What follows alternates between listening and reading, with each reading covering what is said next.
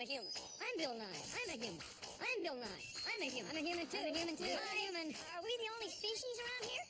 No, but we're the dominant one. You know, I'm getting kind of hungry too. Why don't you eat another species? I don't see any other species. Oh, what about the grass? There's not enough biodiversity. Oh, biodiversity. Yes, there's not enough biodiversity. Biodiversity. Right? Okay. Bill Nye the Science Guy. Bill Nye the Science Guy. Bill Nye the Science Guy. He's my hand. Science rules. Bill Nye the Science Guy. Inertia is a property of matter. Bill Nye the Science Guy. Bill Nye the Science Guy. Between where I'm standing and wherever you're sitting, there are millions of different types of plants and animals, millions of different species, all living together in an environment in something we call an ecosystem. Now, in order for an ecosystem to be successful, in order for it to be healthy, it has to have different kinds of plants and animals, lots of different kinds of plants and animals, something we call biodiversity. Now, biodiversity sounds kind of complicated, but if you listen, it also sounds kind of nice. This is the Earth, our world. All the living things that we know of live here, and they live in ecosystems.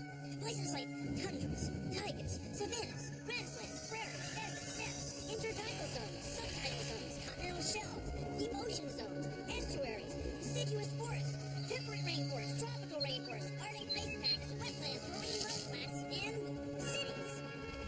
That's a lot of environments, but there are a lot of living things to fill them up. The Earth's environments are just crowded with life. Living things take hold everywhere they can.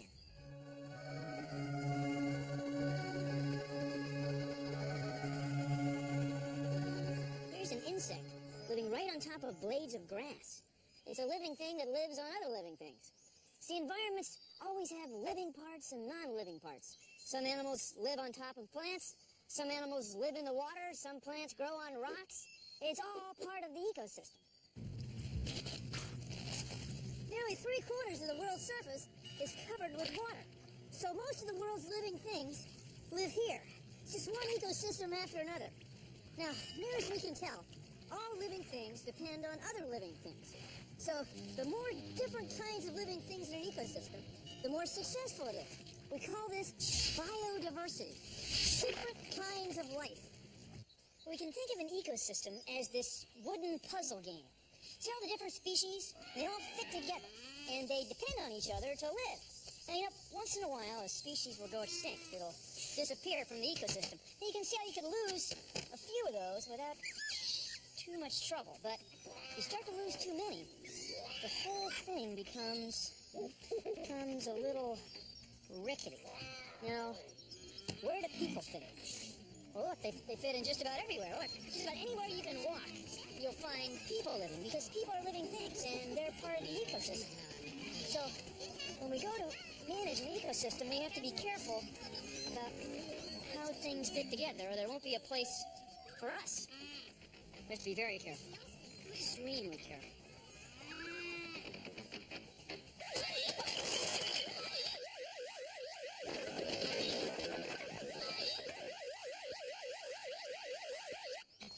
Now, this hasn't happened yet, but it could. Ecosystems are a little bit like this game of sticks. You can't take one stick out without disturbing most of the other ones. The things that live in ecosystems depend on each other. They're connected. It's kind of cool.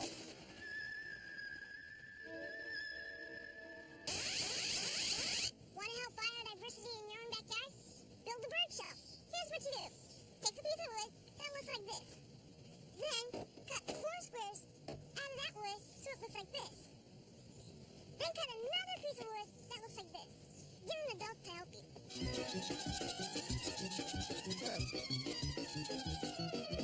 Thank you. You're welcome.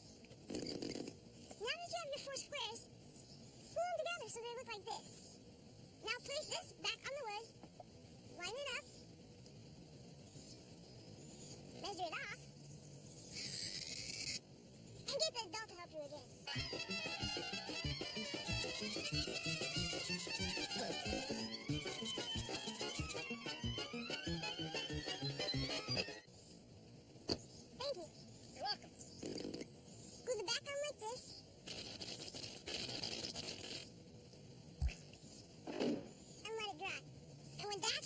it should look like this. I glued a little piece on the front, and I'm ready. Now nail your bird box to the side of a building or tree, up high enough where nothing will mess with it. It's good to nail it to the northeast side. That way the little birds won't get too high. Just nail it up there and the birds will do the rest. How we doing, Jafar? Okay, so about 15 more minutes. 15 minutes. So this is an ecosystem. And so is this. And so is this. An ecosystem is made up of plants and animals that live together in an environment.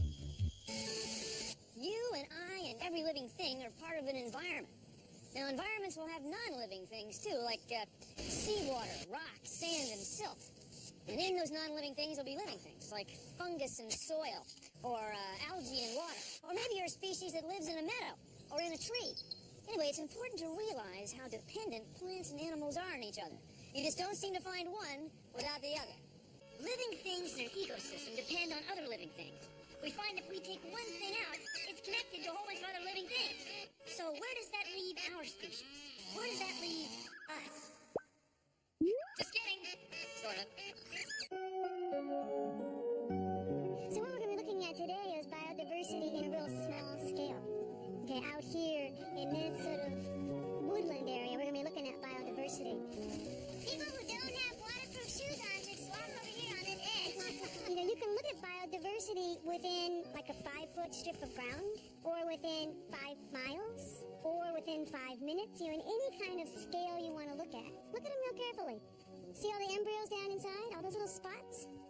Okay, those are eggs. There's raccoons out here, coyote, fox, black bears, deer, porcupines. All sorts of creatures are out here. One thing to remember when we're out here is how much everything is just attached to everything else. There's a saying that you can't pick a flower without jiggling a star.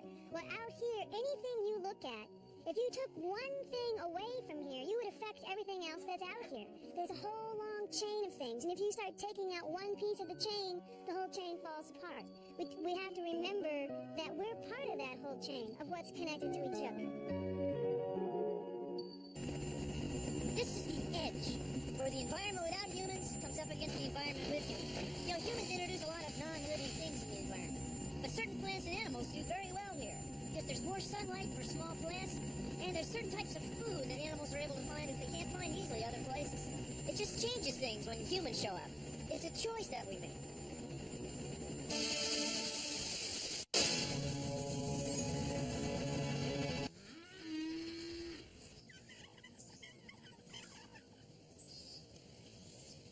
Consider the following. We have animals, we have plants, but do we have an ecosystem? Well, this is a tricky one, because the plants and animals on a farm don't depend on each other. Now, here they depend on a farmer. Now, we replace all the different kinds of plants and animals that were here and put just one species in the field, or one type of animal in the pasture. We have corn, cows, chickens, and cotton, and other things that don't begin with C, like yams. What? So does that mean that farms are terrible things and we should shut them all down? No, because we're a species and we need to live too. We need farms the same way we need cars and trucks and buses. They're things that humans choose to build. Hey, would you guys knock it off? There's plenty of bugs, grass, and grain around here for everybody. Pretty soon, people will be working in this office park. And what happened to all the badgers, moths, mushroom, and sunflowers that used to be here? Well, there are not as many of them as there used to be. Does that mean we should all not go to work, move out of our houses, and camp out in the woods with badgers and sunflowers? Well, to some people, yes. But it seems how you're sitting and watching TV, you're probably not one of them. And that's okay. It's just that we've got to be careful. Now, too much fertilizer on our lawns could end up running down streams and rivers, finds its way into ponds and lakes, fertilizing too many weeds, and that's a mess. You see, nature's problems are our problems. We're part of nature, for crying out loud. So when we look for places to farm, do business, live, or build schools, we should ask ourselves, do we really need to spread them out so much? Because whenever we do, we end up making the ecosystem less diverse. It happens every time. Well, thank you for considering the following. For the first time ever in one package, all the greatest hits from the plants and animals you love to love. And all for one incredibly low price. That's right, for just $19.95, you can have Just One Night by the Dodo Birds. I flew over the target range, and the target range was by the late great passenger agents. All closed up by the Samson Party Muscle. I mean, Samson Party Muscle. I need you so bad. By the bad plants, bighorn sheep.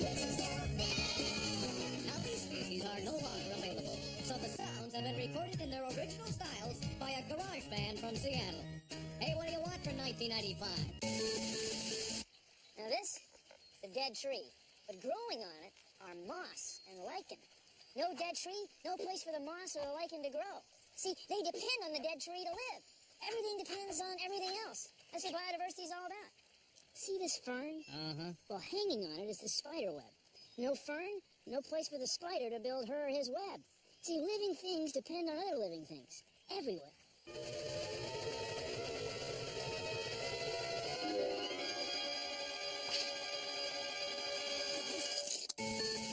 Welcome to BSN, the Biodiversity Shopping Network. Hi, I'm Todd Diverse, and if you want to wipe out a species, you're tuned to the right channel, because here at BSN, we believe the best way to wipe out a species is to remove them from their natural environs. Now, all of these items are extremely rare, so if you don't see something, it's probably already extinct. But if you see something you like and you'd like to wipe it out, call the number at the bottom of your screen right now. You're next, bud. Oh, yeah, you. You're next. Come here. Oh! Oh! Want to go on a safari? All you need is a glass and a magnifier.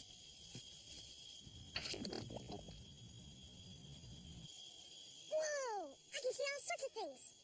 Big bugs, little bugs, even a baby snail. But if I want to see something else really up close, I use my microscope. Whoa! This pond has a lot of biodiversity. But don't just take my word for it. Go out and see for yourself. Science! That's a squirrel's nest. Those squirrels spend almost their whole lives living in a tree, another living thing. They live up high off the ground where other animals can't mess with them very easily. And this moss, it lives on a tree too, another living thing. See, the trees are a part of their environment. It takes all kinds to make a world. That's what biodiversity is all about.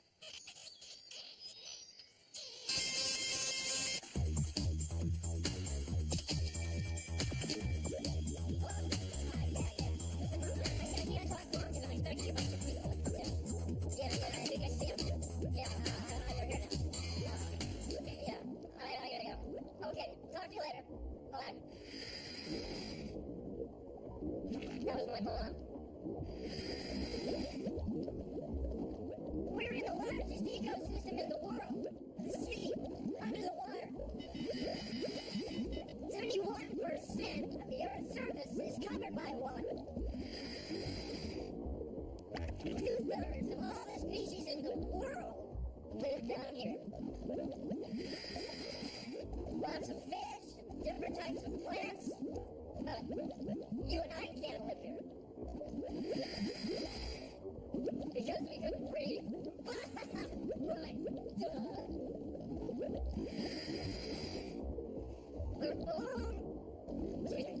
Along with the very large organisms and plants, many tiny organisms are so small that you can't see them without a special instrument. Want to check it out? Today we have some very rare items, starting with this lovely combination of kalanchoe, stapelia, and some beautiful rabbit ear fern there. This would be a lovely addition to any home. And I believe the caller is there, is that right? Science! Here's 5 things you can do to help promote biodiversity. 1. Recycle glass and paper from your household. 2. Leave nature in nature. Don't bring stuff home from forests, tide pools, or deserts. You can look at it and admire it, just don't take it out of its natural place. Take a picture instead. 3. Plant a tree. Better yet, plant 2 trees. 4. Hiking or biking, stay on the trail so you don't disturb local plants and animals. 5. Don't put oil, gas, solvents, or anything for that matter in storm drains. It wreaks havoc on the ecosystem and damages the environment. Here's way more things you can do.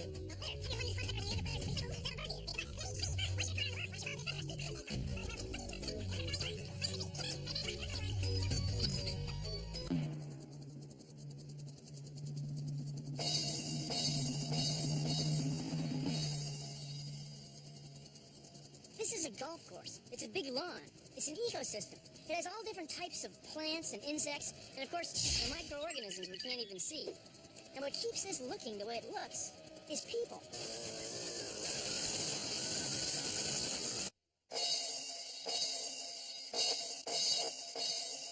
That's right. If humans weren't here working on it all the time, it wouldn't look anything like it does right now.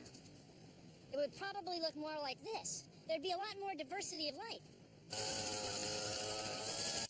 Maintaining lawns is a choice our species makes. They're very rare and extremely precious to the North American ecosystem. So stay tuned to the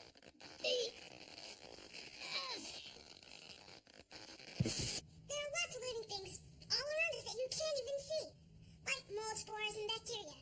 You can't see them, but they're really important. It's really easy to grow enough mold so that you can see it.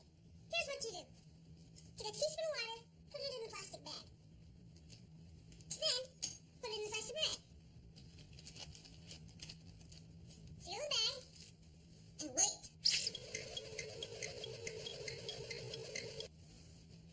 After 3 or 4 days, take a look. Don't open it, just look.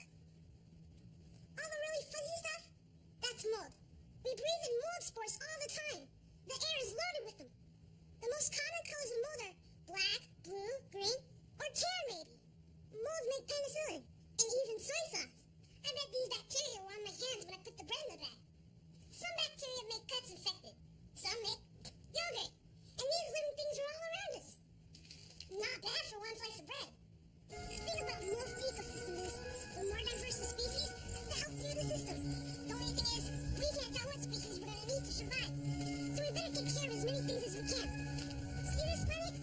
It's home to all of us. That's why we need to make it a nice place to live. Science rules.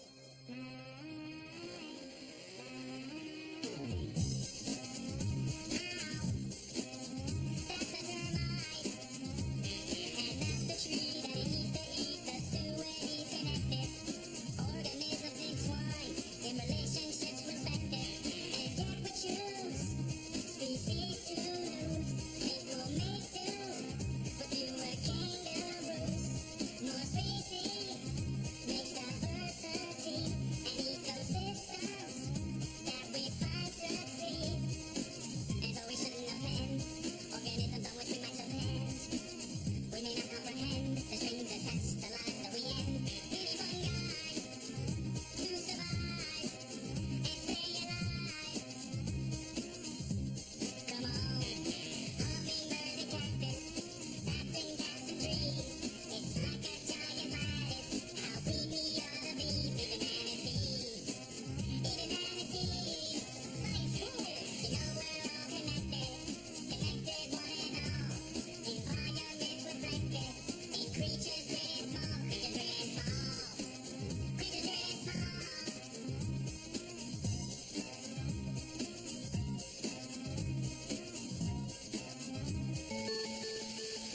Well, thanks for hanging out with me today. It's great having you around the ecosystem. In fact, it's great having everything in the ecosystem. But you know, as more and more species disappear, it's harder and harder to keep the ecosystem in balance. Because we don't know which species are needed to hold it all together. We gotta keep our bio diverse. We gotta be careful. Well, if you'll excuse me, I got some plants and animals to keep track of. See you around the ecosystem. Produced in association with the National Science Foundation. The world is covered by water. So almost all of the world's living things live here. It's just one ecosystem after another. We call this... Oh boy, sorry. I'm gonna bang my shin. Sorry. Different kinds of life. Oh boy. Well, thanks for hanging out with me today. It's great having the ecosystem. And as we do, the ecosystem becomes more and more... What would you like if you...